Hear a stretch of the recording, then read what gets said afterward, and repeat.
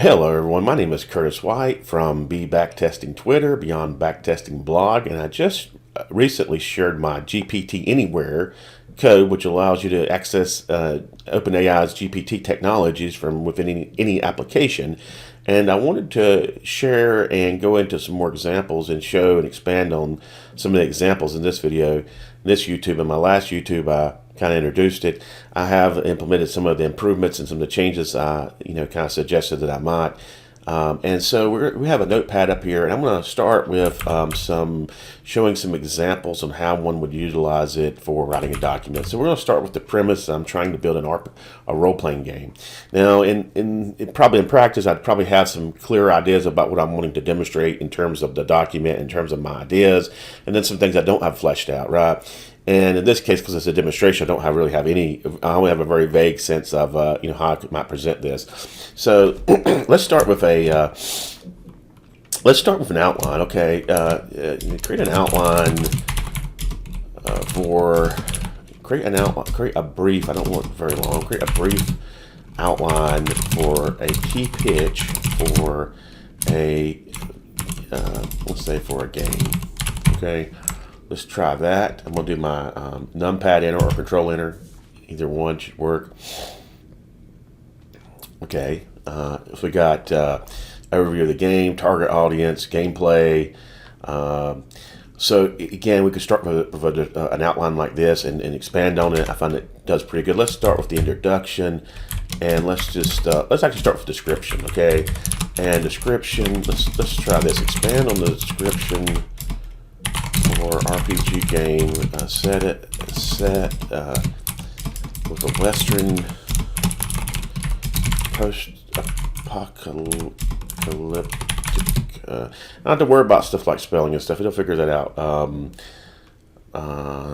Post-apocalyptic Western sci-fi. Obviously, I'm thinking about some kind of Fallout type game, survivalist game. Expand with one paragraph. Description, okay. Because it's more than one line, I'm going to select it and I'll do Control Enter. Or I could also do the numpad enter. Okay, so we got a description here. This RPG game is set in a post-apocalyptic Western world where okay, it's not ideal, but it's okay. We'll go with that. Okay, description. I don't like the Western world part of that. We could work on that. So one thing we could look at is the list. Okay, and so let's look at survivalist. Let's look at survivalist items. Okay, and we'll do 1 through 20. With that, and maybe we'll do first 1 through 5. And I'll start with medkit. Okay, and then I'm going to select this and Control Enter, and it should complete the list. Okay, fire starter kit, water filter. Not too keen on these. I'm going to delete these. RPG, survivalist, let's say sci-fi. RPG, let's see if we get something a little interesting here. Okay, oh, that's pretty neat. Okay, got some neat stuff there. Now, let's say we want to add descriptions. Okay, I can say describe each item in an interesting and entertaining way. Okay, in the voice of a broken robot. Maybe that's what we're going for here. Okay, and then I select all that so it has it, and I can do the Control Enter. Well, I probably didn't do all 5 of them. That's a lot of text. Take a moment here, a little bit of lag here.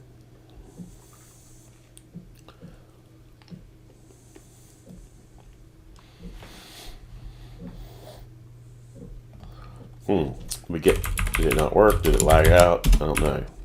Did it stop sequence? One thing I don't show is if it has a stop sequence. It might be useful to have some way of to indicate if it was a stop sequence. I'm thinking about that. So we do this Control Enter. Okay, so if we can get something here.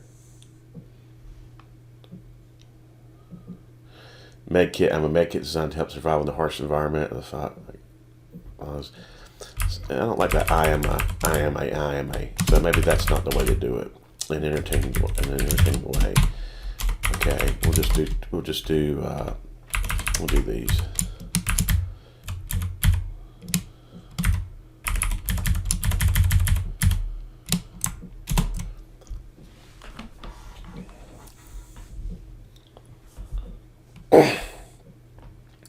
That's pretty good. Okay.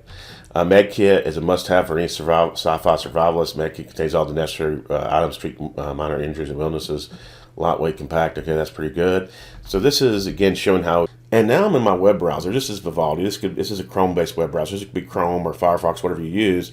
And I'm going to show how we can utilize the GPT Anywhere code, anywhere to show those use cases. So this is Replit.com. This is a web-based, interactive code interface here. It looks like they have their own AI here. I haven't tried it yet, but what I'm going to do is I'm going to copy in a comment, okay? And I've kind of pre-prepared these, but when you're coding, I'm just going to press the numpad enter. Let's see here. That was a little bit lagged. But, when you're coding, sometimes you need data, and instead of having to go and copy and paste that data or go find the data or list, and copy and paste it, or, this allows us to generate realistic data right in line for whatever purposes we're for whatever need we need, and very efficiently there. So here we have, we've asked it to generate the top 10 sci-fi movies and return it as a Python list or array, whatever you want to call it. And now I want to print the movies, okay? And so let's see here. Copy, Control C, Control V. Okay. Now I want to print the movies in the array there. Now what I did here is a mistake. What I did is I did not select any text, so it only had the current line to work with, and it did exactly what we wanted, what it was told to do with the information it had. But what I need to do in this case is I actually need to select everything above that, and now I need to do I got to do the Control Enter or the numpad enter, and this is going to run this. In this case, it generates a little different because in the previous case it didn't actually sort it when I was running, but this is this is fine too. It's printed the movies in sorted order. So let's see if I can do a little something different here.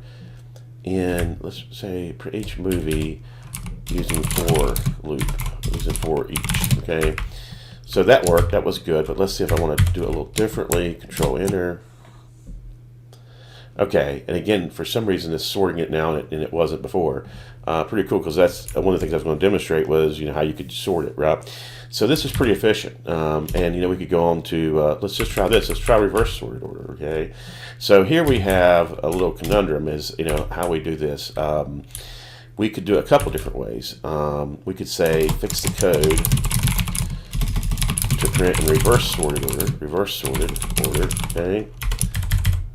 And Control Enter there, and that's going to run that, which may do it, print it twice actually, and that's what it did. So I'm going to remove this, okay, and it did reverse the sort, and Control Enter, okay, and this editor, Control Enter, I don't know why I did that. Oh, I must have hit Control Enter twice, okay, and this editor, Control Enter, actually runs the code. So now we got reverse sorted order. Now, if I can use my numpad enter, okay, let's try this. Fix the code to print in sorted order, okay, and then what I'm going to do is I'm going to select this and use my numpad enter, which shouldn't execute the code automatically.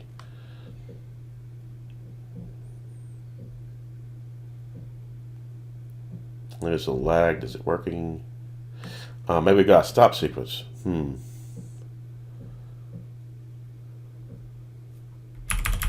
I don't actually tell when we get a stop sequence. That could be a useful thing. So there's a couple different ways of doing this, but we could go back to this, okay, in alphabetical order. And let's just say reverse. So you could also start it from the comment and be sure to select that new line and then just try to numpad enter there.